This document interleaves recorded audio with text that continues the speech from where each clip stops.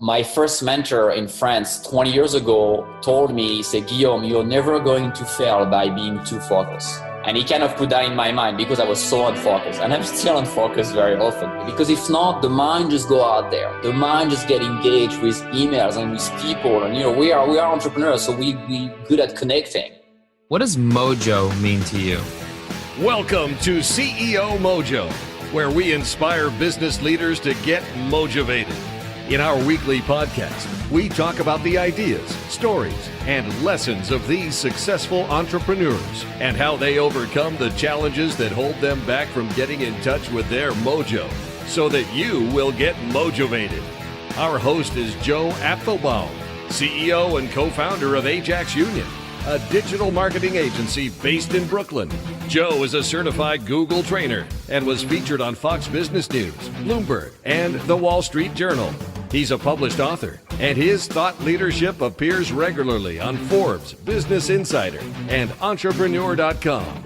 Ladies and gentlemen, Joe Apfelbaum. Today's guest is Guillaume Gauthereau, a successful international business strategist, coach, and motivational speaker. Guillaume is the co-founder and CEO of Totsi, the second largest private website in the U.S.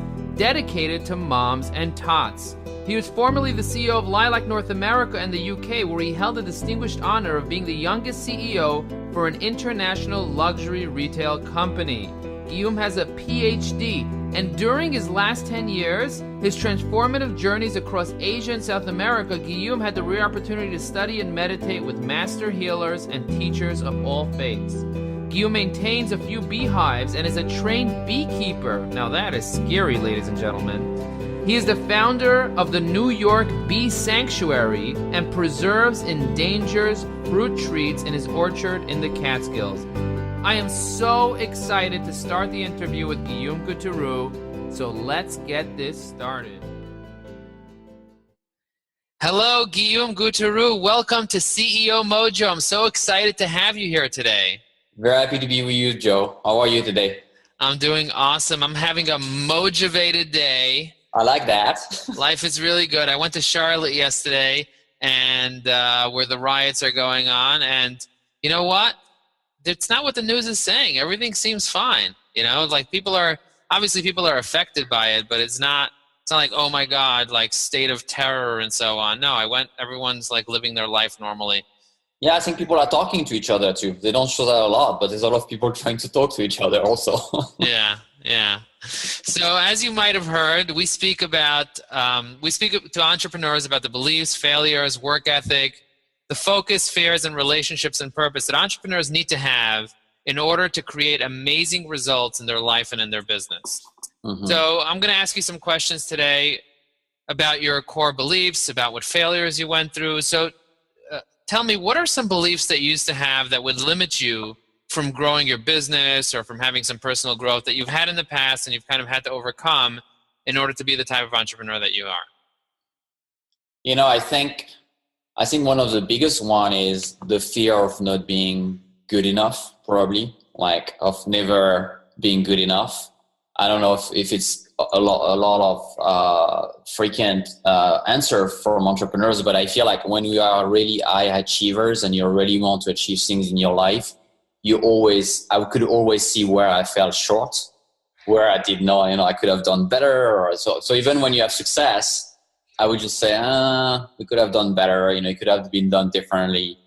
And I think, at least in the earlier time of my career, in my first startup, and I was 24, 25 at the time, and I'm 42 now, I really was focusing a lot on that. I could just see that, I would just focus on that. It was like very clear to me that there was a lot of places where I didn't do good enough. It was not right.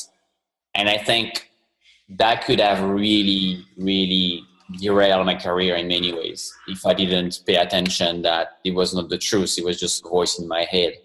And I did a lot of work on personal developments and meditation and silence to try to find my core, despite the storm, despite the failure sometime, and despite what can go on. So that voice, which is kind of probably always there a little bit, but doesn't have power anymore. It doesn't direct my life. It's still there. I always tell people, your monsters never go away. You just become friends with them, So It's like when you're in your bed, when you're little, you know, you have this monster under your bed. I think as a kid, you just turn on the light and you go under your cover. But as an adult, you just go under and you just talk to the monster, and it's still scary, but you talk with them. So I feel a lot of the beliefs that we have about us and the fears that we have, it's kind of the way to deal with it. Kind of go and sit with it and just like be friend with it. Become friends with your monsters. Don't try to overcome them, but acknowledge them, and then eventually decide to ignore them. That's very powerful. Thank you very much. So people go through many, many failures as they're growing their business. And some people look at successful people and they're like, oh, they're just lucky. They got successful suddenly. But we all know that growing a business success is about many, many failures and overcoming them. What's a major failure that you had in your life or in your business that made you kind of want to stop everything? And then somehow you kind of figured out how to overcome that?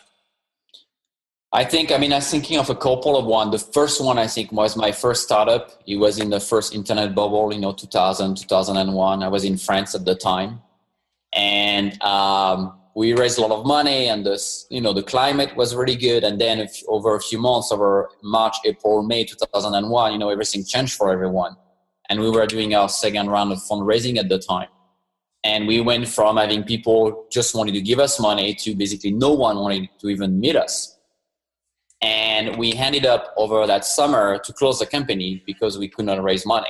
There was no way, nobody wanted to put anything in startups. There was all those big failures and bankruptcies around us. And I think at the time, I remember very clearly, it was my first startup experience. I was coming out of working for Nestle, for a big company. And I was like, I don't want to do that again. I just spent a year of my life completely wasted. We spend, so much money, so much time, so much energy, 24/7, literally 7 days a week we work for that company, and now it's gone. It was almost gone overnight. And I went to go back for LVMH, so for, a big corporation at the time. But I think I was already had the virus. I wanted to create something, and that was stronger than that failure. I was like, you know what? It's there. And so a few years later, I just started again, and I did another company, and I did it again. But I just want to note that what you just said earlier is very true. I think when we look at Totsi, so my last startup here in the US that, became pretty big, people just see that continuous line of progress and growth. But they don't realize there is many time in the story of the startups of your company that you're on the edge of failing. You're on the edge, maybe you're not raising money. You're maybe a day before payroll and you're not going to be able to pay all your employees, and you wonder how you're going to do that. Or you're just about to sign, I remember on our third fundraising, we're about to sign a very big check with our investor, and that night, the day before, our competitors announced a major fundraising. And our investor got all shaken and oh, that's going to make it more difficult. So you have a lot of moments like that. And I think as entrepreneurs, especially young entrepreneurs, they always ask the question because they just see that straight line that goes up, but they don't realize it's not the life that you're going to have. And really, it's about continuing to believe all the time that even if tomorrow you can pay your employee, that evening you need to do everything to make it happen the day after. It's never over. It's that's what I learned. It's never over until you decide it's over, really. And that's very important. It ain't over till the fat lady decides. Yeah. I like that. So what drives you to have the type of work ethic that you have? There's a lot of entrepreneurs out there that kind of work, but they're not putting in the time that you're putting in. They're not doing it in the way that you're putting in. How do you stand out? Where do you get your work ethic from? To me, you have to be passionate about what you do. So if you just love it, if you're just okay with it, you're never going to put enough hours and enough time to really make it successful. It's really driven by passion. My grandfather always told me, he says, stay passionate in your life. It's very, very important. So to me, it has been more about finding the right projects where I'm really passionate about. Not can they succeed, not can I make money with it, not, is it cool or not, but is it something that really drives me? When I wake up in the morning, I'm you know what, I'm doing something great. And that passion, I think if it's also attached to service, for me, it's very important. Who am I serving? It's not about me at the end of the day. It's are we serving community? Who are we really helping and doing this? And being very connected to that notion of service. So then your life, I think, takes a lot of sense, and your mission is very driven by passion. I think it takes a much bigger dimension than just the financial success or having a big fundraising or having the right investors or having more employees or, a lot of things that I think people think that we are maybe running after, which is really not the case. So you think the same thing applies to employees, that you have to figure out what makes the employees be passionate, what gets them excited, and then, or give them something to have a purpose around or a service around, and allow them to be able to be passionate so that they have the same work ethic that the entrepreneur has? Yeah, I think it's essential because people can be driven, a lot of employees, by, maybe the aura or the entrepreneurs that run the company and say, well, it's amazing to work for that person. And definitely there's a lot of that. I had a lot of people I worked for in my career, which were really mentors, and I look upon and I was like, it's such amazing to learn from those people. But deep down the line, I think at the end of the day, it's very important to look inside and to say, okay, why am I here? What do I really want to do? Because if not, I think we end up being successful in some aspect of our life, but being unhappy because we're not so aligned on our purpose. We're like, well, yeah, maybe I did a good career. And I work a lot with CEOs now on coaching and mentoring, and a lot of them are very successful in the sense that they made a lot of money or they have a big company, but they have that thing. They say, I don't know what it is. I don't think it's my life. I think there's something else for me. So It's like cultivating that and learning your employees, not being afraid to teach them how to hear that voice, even if it means they might leave you because they realize they have nothing to do there really in the long run. But I think that's what we're here for, kind of help people grow and find that voice. Yeah, finding that voice is powerful. Here's another thing that entrepreneurs struggle with, and it's staying focused, because entrepreneurs are very, very creative and they have many, many ideas.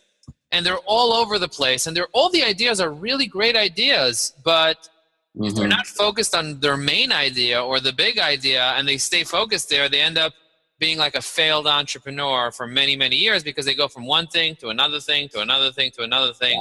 Yeah. What did you do to stay focused? Because if you're creative and you're successful, you're probably going to have a focus issue. Well, first, I think, my first mentor in France 20 years ago told me, he said, Guillaume, you're never going to fail by being too focused. You're never going to fail. You're never going to fail in your life if you're being too focused. And he kind of put that in my mind because I was so unfocused. And I'm still unfocused very often. But he was like reminding me that being very focused is one of the keys to success. And instead of thinking, I need to try 50 different ideas and partnerships and try everything all the time. But really, for me, it comes with a morning daily practice of meditation and prayers to really every day. Because if not, the mind just go out there. The mind just get engaged with emails and with people. And, we are entrepreneurs, so we good at connecting. But it's always having a daily practice of refocusing on my core, on my story, on my purpose, on what really I want. And I associate that with daily writing of my weekly, monthly, and quarterly objectives. So I have my objectives written right next to me on my desk all the time. And it's always a reminder. Every morning I read them and say, okay, this month this is what I want to do. This quarter is what I want to achieve. So my projects are very clear. And they are kind of a map that I follow, and that's always there. So yes, there might be new roads that I don't know, that I see along the way. But that me time that I take for me every day is really key. If not, you get entangled in the noise. You get far away from you, and then you don't even know what your focus is about. Yeah, it's super important. It's nice to see that you have the quarterly objectives and your weekly objectives and all that in line, and you're reviewing that, and you do the prayer and meditation. That's very, very powerful. Talk to me about fears. A lot of entrepreneurs have fears, and they don't even know they have the fears. What is the greatest fear that you overcame in your career that maybe you didn't know initially, and then you kind of realized, oh my gosh, this is a fear, and then you figured out how to overcome that fear? Well, one of my biggest one was public speaking, or speaking in front of bigger crowds. And I never had to know it until my company grew to maybe 150 employees. So, it's one thing to talk to 5 people in the morning and talk objectives, but when you start to having, 10, 20, 50, hundreds, or then going to conferences and speak, I was petrified. I mean, literally, I would lose all my means and passions, and it would already stuck me. And I had to look at it deep down, what was behind that fear. And it was the same one, I think, as the one I talked about 20 years ago, which was about not being good enough. Am I going to say something wrong? Am I going to be judged? And all those voices that we have in our head. And you're right, I think very often they're not even conscious. They are called shadows, they're invisible to us, and they kind of limit us in what we can do. So I did a lot of work, first with coaches that helped me, what are the tricks you can learn on when you talk in public to be prepared and not lose your means and forget what you're going to say. But also I think it was a deeper work on just being okay, knowing that failure maybe is part of it, knowing that maybe sometime we say something stupid, maybe sometime we are not going to be perfect, but we kind of share that with everybody in the room here. And I think that allowed me to be probably a bit more authentic and vulnerable. I think once you're more vulnerable and authentic and you can just talk about it, it opens people to connection. And, in your team or in the people you work with, say, okay, yes, I can connect that guy. I can relate. You're not Superman. You're just a human being. And I can connect with you, It makes you more approachable when you're vulnerable, and that helps other people connect with you, which makes public speaking potentially easier or have less fear of it. Wow, powerful. Talking about connecting with people, entrepreneurs need to build relationships in order to do anything they want to do. It's all about relationships. Building a company, having employees is about relationships. Getting customers is about relationships. Getting investors is about relationships. How important is a relationship to you, and what does relationships even mean to you?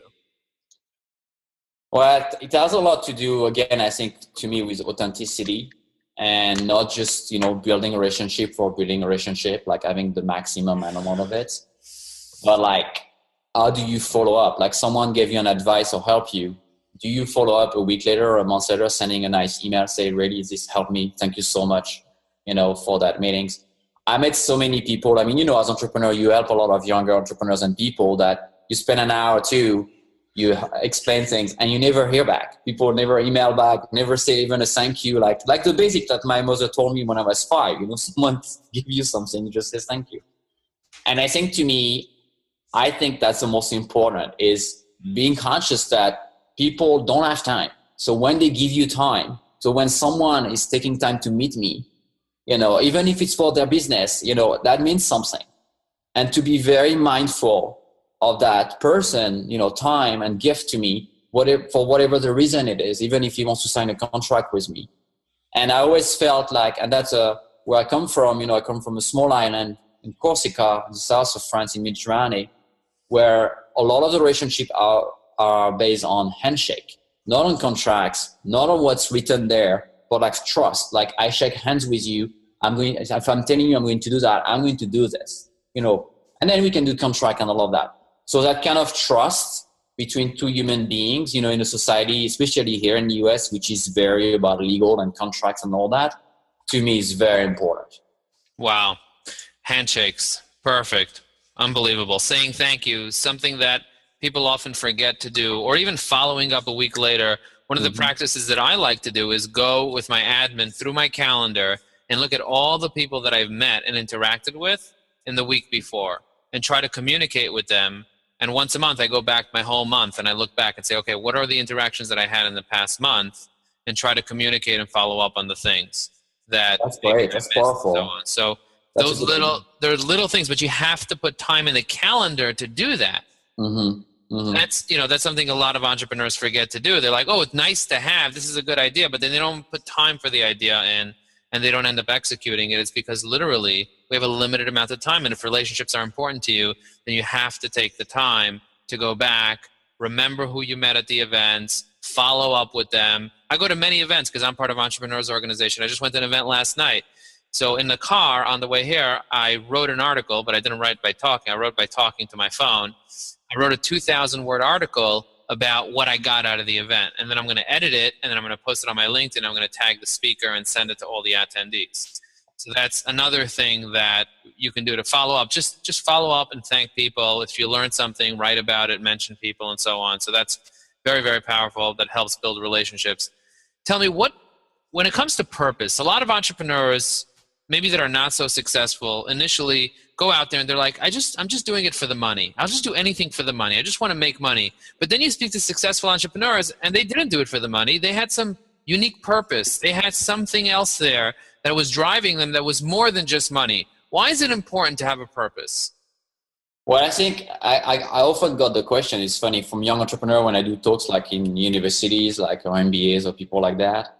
And I always tell them, well, if you want to make money, you should become a lawyer or work in real estate or work in finance, because statistically, becoming an entrepreneur is not the way to make a lot of money. I mean, yeah, you could win the lottery. It's possible to make money, but statistically, there is careers where you can do it. Go to Wall Street. Go to Wall Street. Yeah, go to Wall Street. Or yeah, or just even real estate. Go sell some apartments there and make some big commission every time. It's kind of a more sure path to making money on your bank account than the path of entrepreneur, for sure. To me, it really comes back always to the alignment with your purpose. Like, if you're not aligned with what you're really about, what you're meant to be in your life, you're going to fall short at some point. Either because you're not going to put the energy in it, or you're going to become very angry and have a lot of anxiety because you're not going to feel at the right place, or you're just not going to be successful because people are going to feel that it's not aligned for the right reasons. When we meet those people that are so aligned with their purpose, it's just so obvious you want to work with them. You just want to hire them or partner with them, and you just feel that those people, they are not going to let you down because this is really what they're breathing. That's what they are about. So unless you first have to know that, and when you're young, it's really hard because you probably never asked the question. You think of career, you think of money, you think of buying houses, you think of like climbing the ladders. But purpose, life purpose. Very often when I do talks on awakened leadership, that's the first thing I talk about. People say, forgot success, forgot happiness. What is your life purpose? And how do you find out? How do you find it? How do you align with it? And then I think money will come. I mean, career will come, success will come, all of that kind of come out of that once you're aligned. So what is your life purpose? So, a lot of it, I think the past 15 years have been, building a lot of different companies, but I've never felt fully happy. And that's really what made me ask the question. Even during Tutsi time, I was like, yeah, it's great, we're successful, but there was something in me that was calling me for something else. And I realized, to me, it was a lot about helping people find that purpose and serving. I did that when I was younger, really helping people transform. And I was like, this is where I get really excited. Like when I do one-on-one with some CEOs, entrepreneurs that are trying to find that. And I did a workshop. I was a couple of days in DC yesterday with a company, helping their team finding their alignment with their purpose. And I get really pumped up. I mean, I have energy. I just feel so alive, and I go to bed with a big smile. Because that's when I know, okay, that's what I'm meant to be. That's what I'm meant to do. Serving people that way. So my career was essential in that because obviously I have the skills that I can use for that, but it was not about just building companies. It was about understanding how people build them so I could help them transform themselves to do better. And that's really, I've never felt that fulfilled and that happy in my life since I did that, despite I don't run, 100, 200 people company anymore. It's a much smaller structure now, but I feel much more aligned.